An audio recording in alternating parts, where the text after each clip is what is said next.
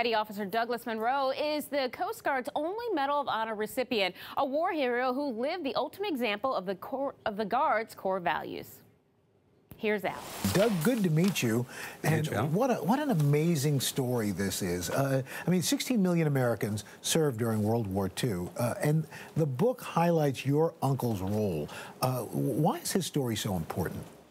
Well, it's certainly important because he's the only member of the Coast Guard ever awarded the Medal of Honor, and because it helps people realize that the Coast Guard really is part of the military, and we're on 7 continents right now, so it's a great rescue story, but it's also a great military story. For those who don't know, tell us this story.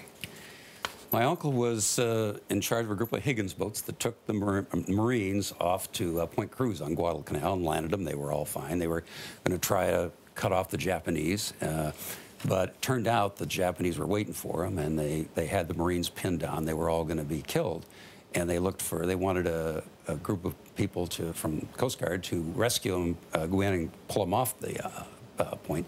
So my uncle led a group of 10 Higgins boats, the landing craft, and took them onto Point Cruz, and the Marines got onto the boats and they evacuated 500 Marines, and right at the last there was a boat that was aground, and so my uncle saw some machine gun fire coming from the Japanese, and as a result he moved his boat in between the machine gun fire and the Marines, the last boats that were on there, and he was killed just as they were evacuating the last group. He gave his life to save 500.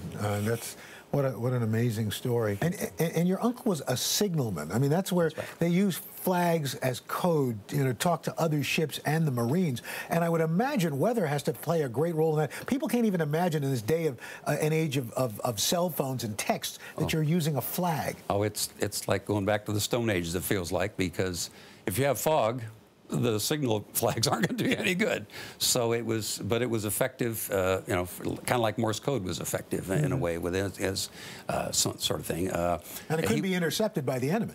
Yeah, correct. That's correct. It's an amazing story, Doug Sheehan. Thank you for sharing it. The Guardian of Guadalcanal, the story of your uncle, Doug Munro, who helped save 500, giving his life, the ultimate sacrifice. And again, highlighting the importance that the Coast Guard plays in this country's history and in its future. Thank you so much. Appreciate it. Thanks.